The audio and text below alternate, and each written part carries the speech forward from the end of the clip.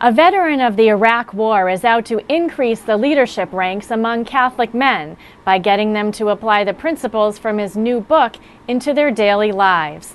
Steve Kiltanick introduces us now to author and Master Sergeant Mike Cutone. Catholic men from the diocese received some spiritual ammunition for the soul at a gathering called the Catholic Men's Leadership Conference, held November 21st at St. Patrick's Columbia Hall. The event was spearheaded by Michael Cutone, an Army National Guard Special Forces veteran and author of the book, The Leadership of Jesus, 10 Fundamentals of Leadership. Cutone was the keynote speaker along with former Army Ranger and Brigadier General Joseph Stringham, Army National Guard Major Michael Manning, and Father Dan Becker, who spoke on the spiritual exercises of St. Ignatius. While the conference had military overtones, its main purpose was to teach, train, and grow Catholic leadership among the mostly 45 lay Catholics who attended. Cutone said leadership is the ability to inspire ordinary people to do extraordinary things, and the greatest leader of all is Christ.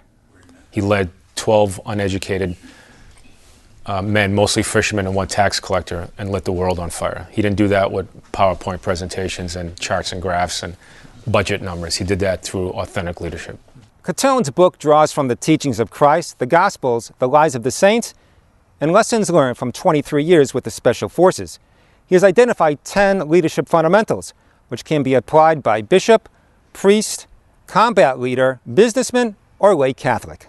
And all of us, at some point, in some form or another, are called to lead, whether as a parent, a brother, a father, a bank manager, a doctor, a nurse, whatever your vocation is. Cutone believes by increasing the capacity of leadership within the Catholic Church, we increase the capacity of the Church's mission, which is to save souls.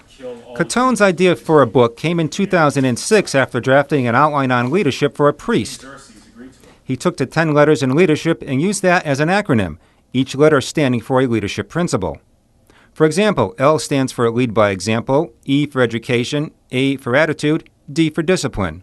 Each principle in the book is followed by simple prayer and reflection, along with teachings of the Church and stories of heroic figures that exhibit Catholic traits. Cutone, however, admits he never led a model Catholic life. Raised in an Italian-American family, he joined the Army Special Forces at 17, but fell away from the Church. In 2004, he returned home from a deployment in Kosovo to attend the funeral of a cousin who died of a drug overdose. The father was saying Mass, and I was just weeping uncontrollably. Didn't understand why. I didn't know what was going on. I couldn't stop weeping. He felt an overwhelming urge to go to confession and asked Father Eugene Plass, the pastor of St. Thomas in Palmer, for help. And before he even put on his stole, I started to weep and cry. And I was in there for a good 2 hours, and it was probably one of the most beautiful events of my life, and I never looked back. Michael's conversion, as he calls it, came in 2004, just before the birth of his son Luke and his tour in Iraq. Here with 11 other Green Berets, he was responsible for a 600-man Iraq infantry battalion. He also helped establish a police force in Afghani, a former insurgent haven, by applying the tenets of his Catholic faith. And I would pray for my men every day. Prayed many rosaries while I was there for them.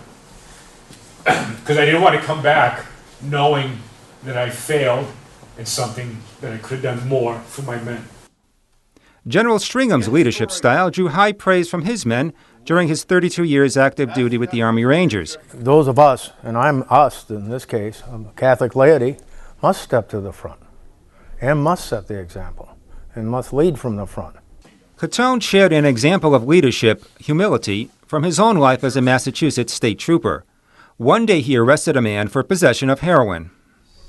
So I was just showing him mercy and kindness, and I was treating him with respect like I would anyone else. He asked me, why are you being so nice to me? And I noticed he had a little leather strap around his neck with a wooden cross, and I just picked it up and I held it in front of his eyes, and I said, because he tells me to, God tells me to. And he just started to cry. He started to weep.